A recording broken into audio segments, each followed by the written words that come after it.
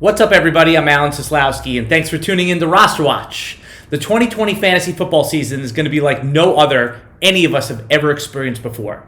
There's going to be less information due to the lack of offseason rookie progress reports, veteran injury updates, and even those he's in the best shape of his life tweets. Fantasy analysts are going to have to piece together all the clues based on context and make the best possible informed opinions.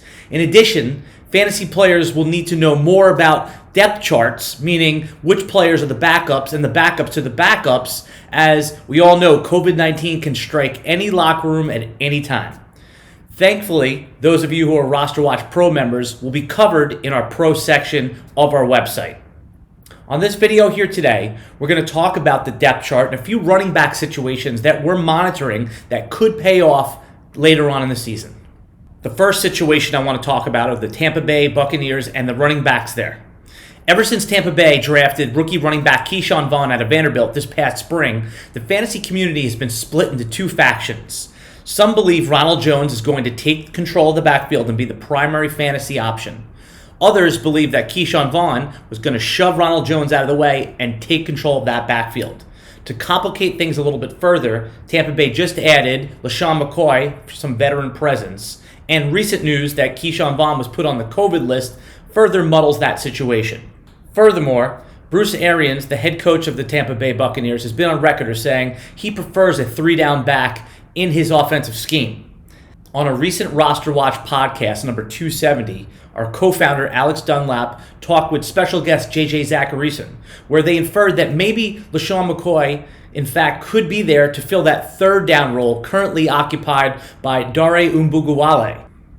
Either way, it's a situation that we're going to continue to monitor in order to properly assess who will have the most fantasy value. The second situation I want to talk to you about is identifying league difference-making players. Once again, I want to reference podcast number 270 on the RosterWatch podcast feed, a great episode that you should all listen to. Our co-founder Alex Dunlap and guest JJ Zacharyson talked about a targeted strategy for identifying difference-making players that reveal themselves maybe later on in the NFL season.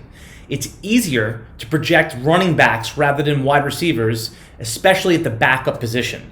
Their weekly touches usually can be projected with more accuracy. Using that assumption, we're going to look at some of the running backs that have more question marks about them that usually are drafted in the 5th to 7th round.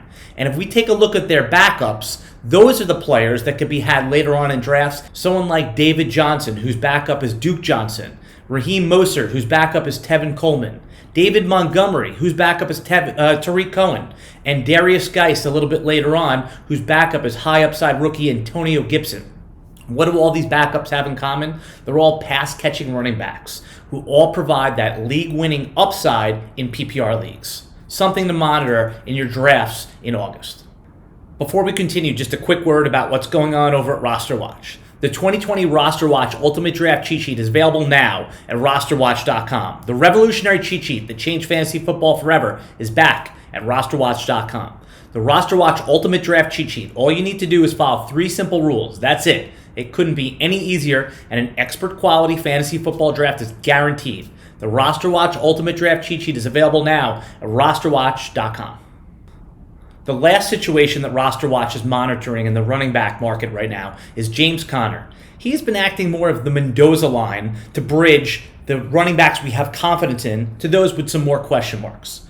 A useful exercise when doing draft research is to look at ADP from a year ago and compare that to current ADP and then try to identify what has changed with the player's circumstances and situations. Going back to 2019, James Conner was a fringe first-round pick, coming off of 2018 where he was an RB1. In 2019, we know James Conner disappointed mostly due to injury. So where does that leave us in 2020 with James Conner? He's getting drafted in the 4th round as a top 18 RB.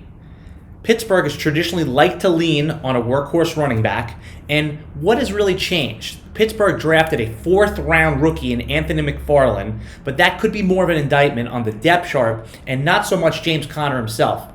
Currently, we're looking at James Conner as a bridge between the running backs we have confidence in and a severe teardrop in running backs with question marks.